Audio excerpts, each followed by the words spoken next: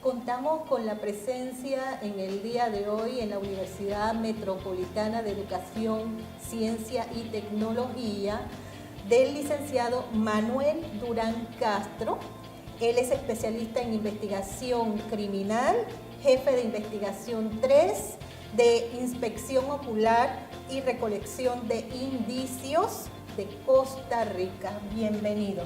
Muchas gracias, un placer realmente estar por acá, compartiendo un poquito las experiencias que tenemos allá en Costa Rica, en el organismo de investigación judicial y prestos aquí a colaborar y compartir un poquito con ustedes. Bien, ¿qué es investigación criminal?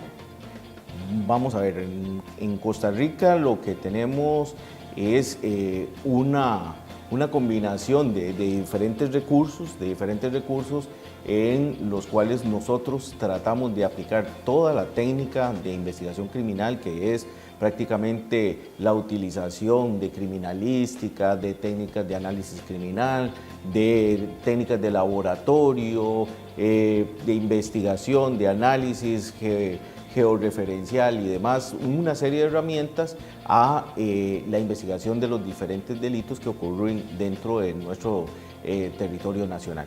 Y es prácticamente el Departamento de Investigaciones Criminales y las delegaciones las que realizan este tipo de investigación.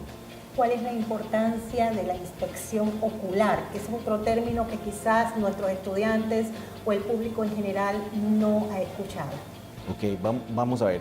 La inspección ocular, vamos a definirla primero como aquella maniobra que se realiza en los sitios de suceso, en el lugar del hallazgo, los mexicanos lo llaman el lugar de intervención, de aquellos lugares donde se presume la comisión de un hecho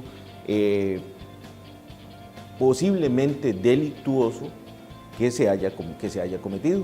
Entonces, a través de la inspección ocular, que realiza varias técnicas de criminalística, entre ellos la fotografía, la planimetría, el video, la búsqueda y rastreo de indicios y demás elementos probatorios. ¿Para qué? Para tratar de confirmar qué fue lo que pasó en ese lugar. Lo que tratamos es de buscar aquellos elementos que nos permitan reconstrucción de hechos, que es uno de los principios de la criminalística, buscar elementos de intercambio, muy conocido Edmond Lockhart en la historia de la criminalística por el principio de intercambio de partículas entre víctima y victimario y sitio de suceso. Esos elementos son los que nosotros vamos a buscar a esos sitios de suceso y los plasmamos o los registramos a través de diferentes elementos. Tratamos de conservar esos elementos probatorios, enviándolos y conservándolos y llevándolos a medicina legal o llevándolos a ciencias forenses para que ellos puedan tener un resultado, un dictamen criminalístico apropiado para la investigación criminal que nosotros estamos realizando en ese sitio. Hay un término curioso, planimetría. ¿Qué es planimetría? Vamos a ver, la planimetría, lo que en otros lugares lo llaman ingeniería también, planimetría, la fijación, los otros hablan de topografía también, ese tipo de términos son tomar las medidas exactas de ubicación de cada uno de los elementos componentes de ese sitio de suceso. ¿Qué es lo que nosotros estamos tratando de realizar en ese campo? Es la conservación de cada uno de los elementos probatorios en su ubicación exacta. De manera tal de que si después, en 1 año, 2 años, o qué sé yo, ¿verdad?, 10 años, se necesita reconstruir ese lugar, vamos a tener las medidas exactas de ubicación de cada uno de los elementos probatorios. ¿Por qué? Porque no sabemos si el caso lo vamos a resolver el día de mañana o lo vamos a resolver 10 años después. ¿Qué cuidados debe tener el investigador en la escena del crimen o del delito? Del delito. Hay varias secciones a eso. Okay. Una de las principales, el principio de Lockhart o principio de intercambio de partículas no solo aplica a la víctima y al victimario, sino que también aplica a todas las personas, policías, autoridades, familiares, testigos, primeros respondedores, etcétera. Aplica a todos y a cada uno de los que intervienen en ese sitio de suceso. Por ende, la protección de nuestros agentes a la hora de intervenir en un sitio de suceso es importantísima. ¿Por qué? Porque como pueden ellos mismos llevar indicios o elementos a ese sitio de suceso que no están relacionados con la comisión del hecho delictivo, lo cual hace que las vertientes de investigación se vayan por otros caminos que no es el correcto, y esto provoca contaminación del sitio de suceso. Entonces, por eso es importante la utilización de protección de bioseguridad, y esta bioseguridad no solamente es para proteger el sitio de suceso, sino también para proteger a nuestros agentes. Muchos de los sitios de suceso que se atienden son muy sangrientos.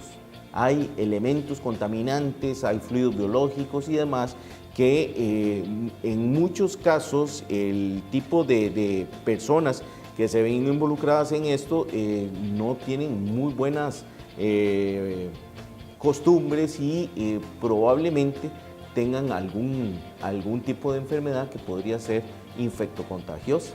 Entonces también por eso se utilizan también los trajes de bioseguridad para tratar de proteger también a nuestros muchachos, a nuestros colaboradores, de manera tal de que no vayan enfermedades de hepatitis, sida, es decir, una serie de posibilidades de contaminación, y entonces se realiza esa protección de nuestros muchachos. Evidentemente, lo que tratamos de hacer es que no haya una contaminación cruzada de elementos que estamos recolectando de un lugar y de otro.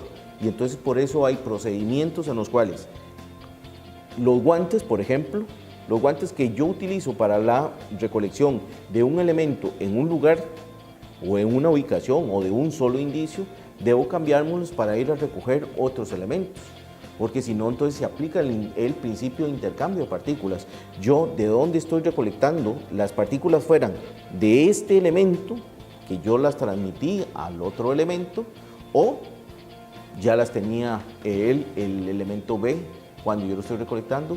Entonces quedan algunas, y entonces para estar seguros, me cambio los guantes, cambio toda la indumentaria que voy a utilizar para recolectar ese otro elemento. ¿Para qué? Para no haya intercambio, no hayan dudas, y todo esto está íntimamente relacionado con la cadena de custodia de los indicios.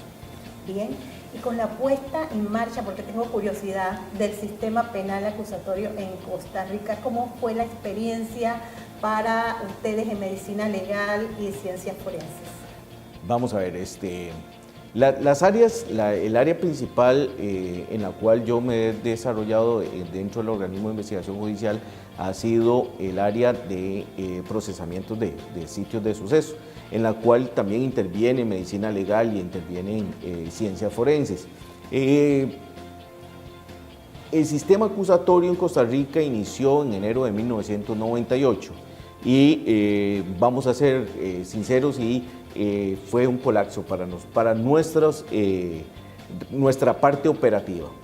Nosotros lo que atendíamos es un servicio que prestamos a la ciudadanía porque fue víctima de un robo, fue víctima de un hurto, de una violación, de daños, etcétera, ¿verdad? Ese tipo de elementos.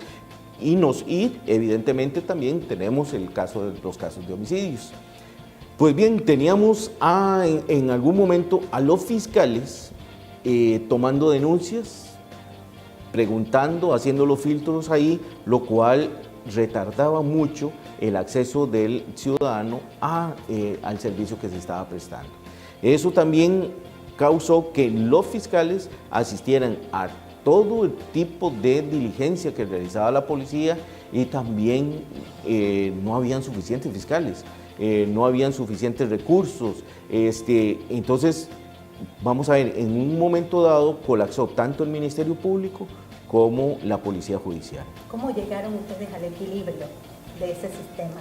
teníamos... ¿Qué experiencia tienen? Díganos cómo lo hicieron. Panamá acaba de empezar el sistema penal. Tuvimos que reunirnos, tuvimos que analizar la situación que se estaba presentando, en cuáles casos sí era pertinente la presencia de un fiscal y en cuáles no, sin que perdieran la dirección funcional. El Ministerio Público con el sistema acusatorio es el que lleva las riendas de la investigación de la comisión de los delitos.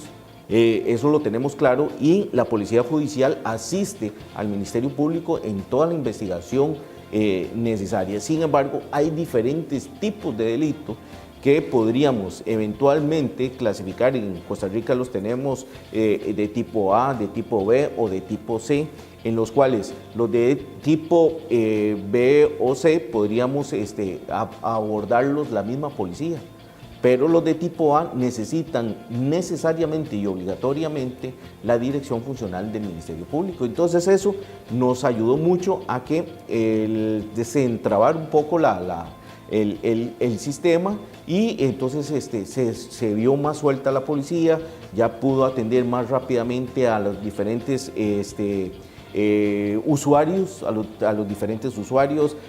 Si tenían un robo era más fácil para nosotros ir, ver y comprobar toda esa situación de fotografías, de la inspección ocular, de recolección de los diferentes elementos de prueba para poderlos presentar al Ministerio Público. El Ministerio Público tomaba toda esa información que había recabado la Policía Judicial, veía si habían elementos suficientes para elevar a juicio, y entonces en ese momento, o no, ¿verdad? Cabía las dos posibilidades, y ya el juez que se encargara de la parte de juzgar, ¿verdad? Me surge una pregunta: ¿cuál es la importancia de la instrucción sumarial? Vamos a ver, actualmente hay elementos de que van paso a paso, y los procedimientos se deben respetar, y toda la población, todo ciudadano está, tiene el derecho de recibir un debido proceso. Entonces, ante el debido proceso, nosotros tenemos que encaminarnos a respetar, que son, eso nosotros lo llamamos como ejes transversales en el quehacer policial, ¿verdad? Y el respeto a los derechos constitucionales de nuestros ciudadanos y visitantes también, por supuesto, ¿verdad? Es que nosotros cumplamos con todos esos requerimientos. Y entonces, a la hora de ir recolectando información de forma sumarial, ¿verdad? De forma sumarial, es importante que todo eso se recolecte de forma adecuada, porque puede ser útil o no para la investigación. Y un mal procedimiento o dejemos de observar algún derecho constitucional o procesal de algún individuo dentro de nuestra sociedad, cae en un mal caso, en la caída del caso, en que haya impunidad, o en su momento, ¿por qué no? También podría eventualmente, si hay impunidad, también podríamos estar acusando de forma errónea a una persona inocente, ¿verdad? Entonces, todas esas garantías debemos de cumplirlas de forma total para garantizar una investigación objetiva. Lo que queremos es saber la verdad real de lo que pasó en relación con un hecho de investigación criminal. Si hay responsables, perfecto, si los logramos, determinar, y si no, si fue accidental, si fue una cuestión natural y demás, esos elementos también determinarlo de esa manera, ¿verdad? Basado en su experiencia, ¿qué mensaje le puede enviar a nuestros estudiantes y planta docente? Llaman los norteamericanos y insisten mucho, y es algo que tal vez nosotros hemos ido captando, es el training. Debemos practicar, estudiar, entrenar para cuando se nos presenten algunas situaciones importantes a la hora de realizar nuestro trabajo. Cuando nosotros estudiamos, nos preparamos, logramos mejorar nuestros procedimientos, conocemos cómo hacen tenemos esto de plataformas de buenas prácticas no solo a nivel nacional, sino a nivel internacional. Eso ayuda mucho y siempre velando por el respeto de los derechos humanos. Siempre el respeto de los derechos humanos, seguir la parte de objetividad, transparencia y prepararnos para desarrollar nuestro trabajo de la mejor manera posible. No trabajamos cuando hacemos las cosas que nos gusta hacer, porque eso es importante, ¿verdad? En el momento en que estemos obligados a hacer las cosas solamente porque es nuestro trabajo, no se realizan bien. En cambio, tener gusto por lo que hacemos, por esa pasión, esa motivación por hacer las cosas correctas, eso es la mejor motivación y la mejor forma de hacer las cosas. Dice que cuando se hacen las cosas con gusto, en realidad no se trabaja, como dice usted. Correcto, y hay que querer y amar lo que uno hace. Así es.